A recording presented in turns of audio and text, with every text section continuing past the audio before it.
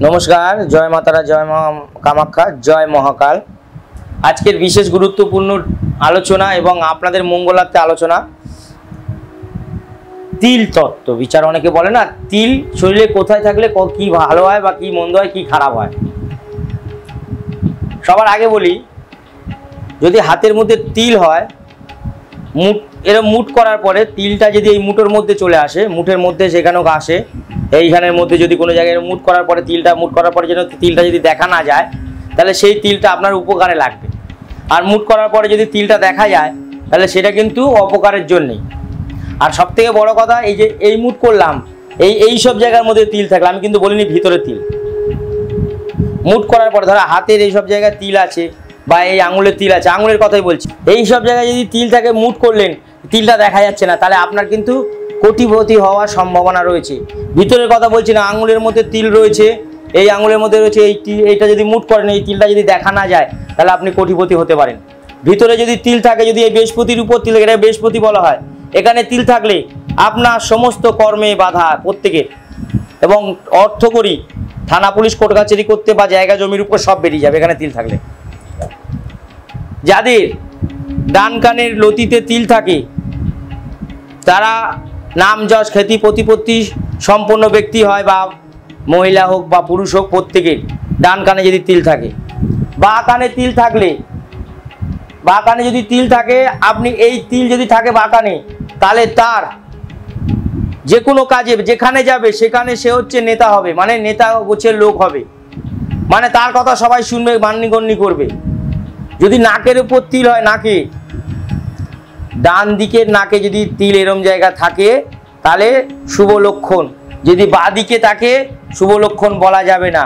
যাদের জিভে তিল আছে, জিভে কালো ছোপ বা কালো স্পট বা তিল থাকে তাদের নানা কারণে বদনাম হতে পারে বা নানা লোকের সাথে জড়িয়ে ফালতু বা বাজে কাজে জড়িয়ে পড়তে পারে।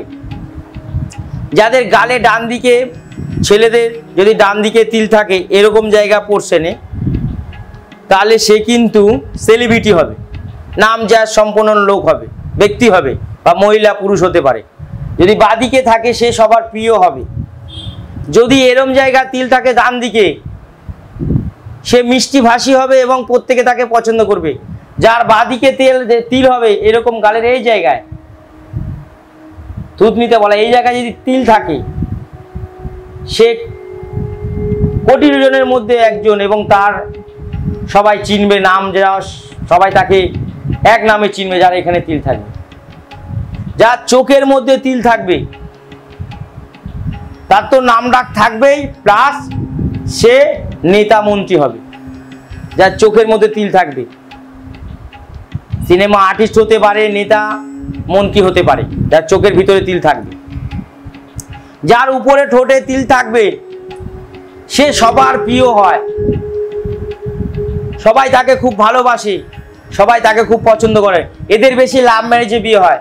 যাদের ঠোঁটের নিচে তিল থাকবে, উপরের ঠোঁট না নিচের ঠোঁটে, তাদেরও নাম যশ খ্যাতি সম্পত্তি এবং তাদের প্রচুর নাম ডাক হয়, প্রত্যেকে তাদের চেনে এবং তাদেরও লাভ ম্যারেজে বিয়ে হয়। যাদের গলার এখানে তিল থাকে তারা কোকিল কণ্ঠীশ্বর হয়, ভালো গায়ক গায়িকা হতে পারে, নাম ডাক হতে পারে তাদের নাম ডাক গানেতে। যাদের ডান দিকে তিল হয় এই জায়গায় তারা সাধিকা বা সাধু সন্ন্যাসী লোক হয়। যাদের এইখানে তিল হয় গলার এই জায়গায় তাদের চারিত্রিক বদনাম হুট করে হয়।